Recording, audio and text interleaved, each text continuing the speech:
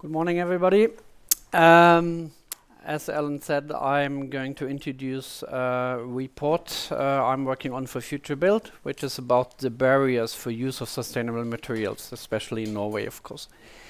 Just shortly about me and my company. I am the founder of Materialstudier, a company working mainly with strategic concept development of sustainable buildings.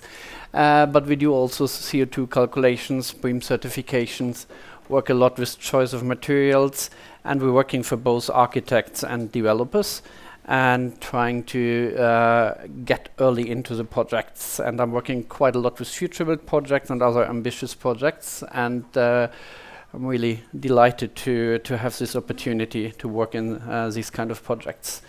And of course we look also in funding for the projects. That's us. So it's me. I've been working with sustainable building in almost 25 years and have also working with the sister program of FutureBuilt and developed different pilot schemes. So shortly about the report we're going to look into.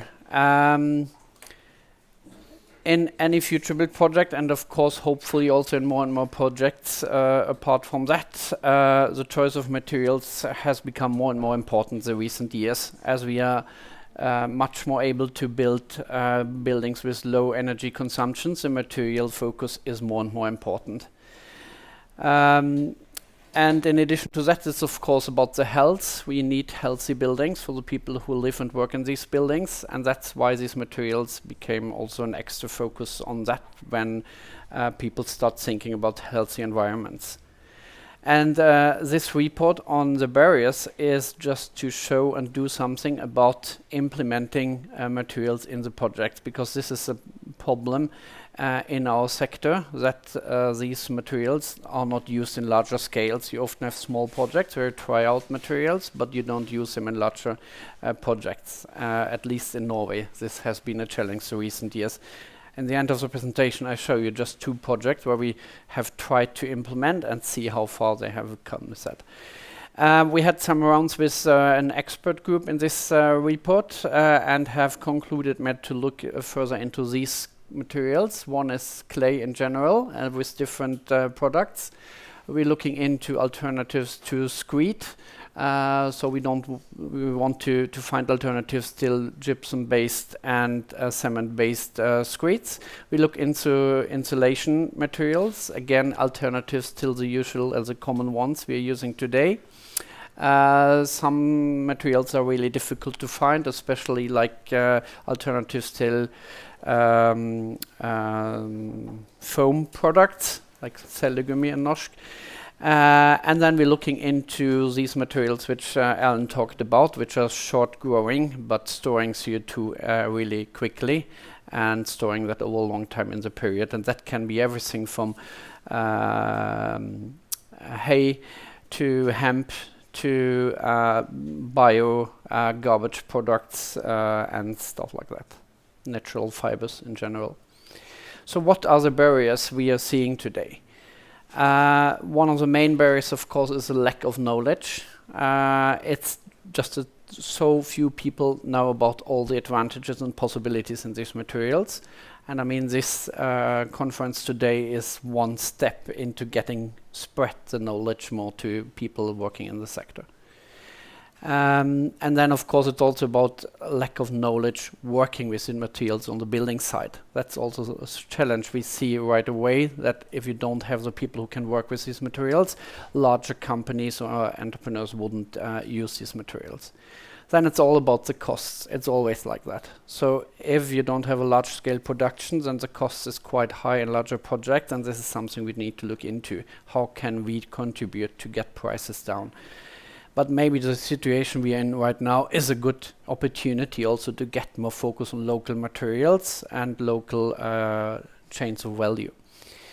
And then it's about the process. This is really an important part of the barrier, or looking into the barriers. That why is the usual building process a barrier for using this material? This is about, again, lack of knowledge, that the dialogue is not open enough about the choice of building process processes and things like that. Then we need also to look into the demands from public authorities, of course. We need to fulfill certain rules with the materials. It's about getting these materials, especially in Norway. This is always an interesting challenge. Some of the materials are quite local, available, but on the other hand, if you just need to transform also the raw material to a product, this often happens in other countries, and that's why it's difficult to get in Norway. Then it can be, of course, demands from other people or people involved in the projects, like maintenance people and stuff like that, but also from the antiquarial municipalities. And then it's about technical issues and having the opportunity to prove these technical things. So I'm just hopping a bit over this one. This is just that we're not looking only into the main challenges, but have also a few other smaller ones which we want to look into, like tools to work with that and stuff like that. And a bit more in detail, what is also the challenge on a more detailed level. It's about that often the producers of these materials have difficulties to fulfill the Norwegian requirements regarding the documentation. It's always about these small products getting it like lifted up in a larger scale. Again, it's about who is responsible for the materials after the building is finished, and what about the guarantees people are giving or companies are giving.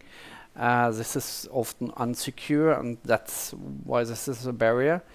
And then we also want to look into an issue here that's not only about CO2 emissions, it's also about energy in general, energy consumption. So it's not enough just using renewable energy for production if the production still needs a lot of energy. It should be about reducing also the energy use in general. And then it's again the raw materials and what we're doing to nature by taking out raw materials and not only CO2 emissions from production. Here are some criteria we're looking into when looking in the into the products. It's about reusability. That is something which is quite important now, that the materials we're using always can be reused later when the building is demolished. And of course we need also to repair it when working with it. So design for repair is as important as design for reuse or reassembly. Then it's about the maintenance and how they can be cleaned. This is quite important in many cases. We have to talk about the health aspect and indoor climate. Of course, aesthetics is important because this will influence the way we see architecture. Again, I was into the energy consumption, and it's about the raw materials. Yeah, I said that. So what is the final product for this report? That will be a website and maybe a short PowerPoint presentation we are able to show in different arrangements. We're going to have a long and a short distance horizon in this project to get materials tried out, both short-term and long-term. We're going to work with a list of measurements. We're going to implement or to change the sector. So we need to find out what can we do to make these materials more available. And then, of course, it's about getting all this information out to you guys and all the different people not here today. So I would just start shortly about one of the materials we have been looking into most right now, and this is clay. Oh.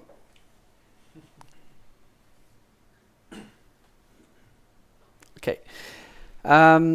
Clay is kind of, I mean, we're going to probably hear a lot more about that during the day, but I just start giving a short introduction. So clay is earth which has really small particles, and these small particles do that they are quite watertight. But on the other hand, clay can take up a lot of water. And when clay is dried, then it has the ability, of course, to adapt to the surroundings and take up a lot of water from the air and give it away later again. So that's quite adaptable, and working quickly with taking up water and giving away is one of the main advantages regarding indoor climate. In general, the health aspect of clay, it's again really low CO2 emissions. It's, as I said, moisture regulating. It's of course good for heat storage as it has quite a large mass. It's bracing materials which can be used again for the airflow in the buildings.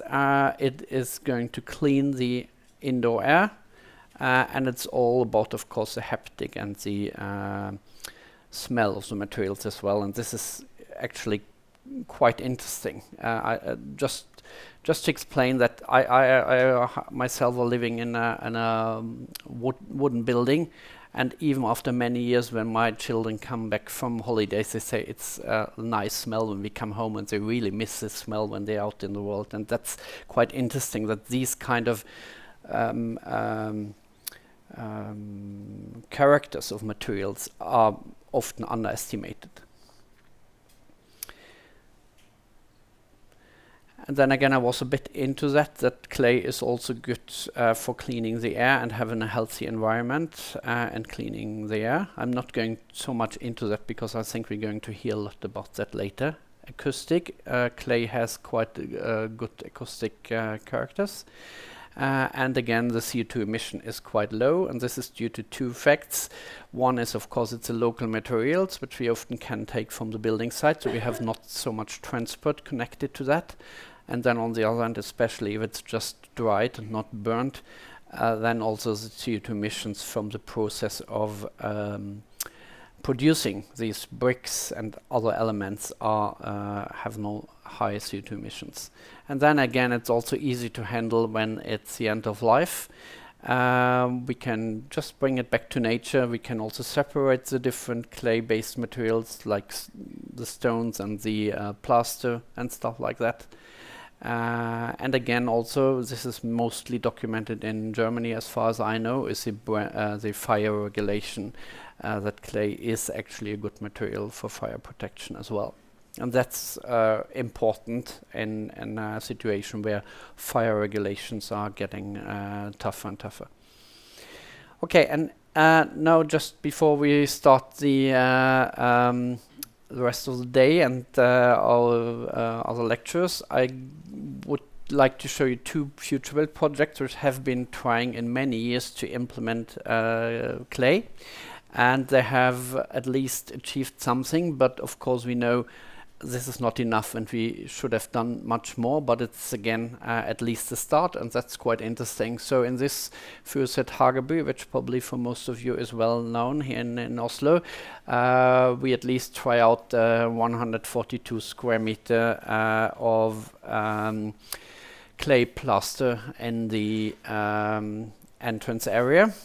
Of course, the main goal here earlier was to get much more clay into all of the walls, but at least we're starting with a small scale tryout in this project.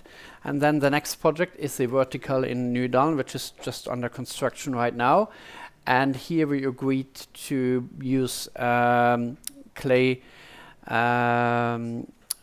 plaster on in the walls of the meeting rooms, and this is in connection to a special heating and ventilation system, and we have heating and cooling pipes on the walls, and then they will be covered with clay, and then of course you use clay as a regulating material both for heat storage and cooling storage in summer, and this is quite interesting together with the ventilation system called LowX, which we are trying out in this project. And here we have already come to a bit closer to the product. It's Claytex products, different products, but they have to look into quite detailed to find out if they would work with the ventilation system.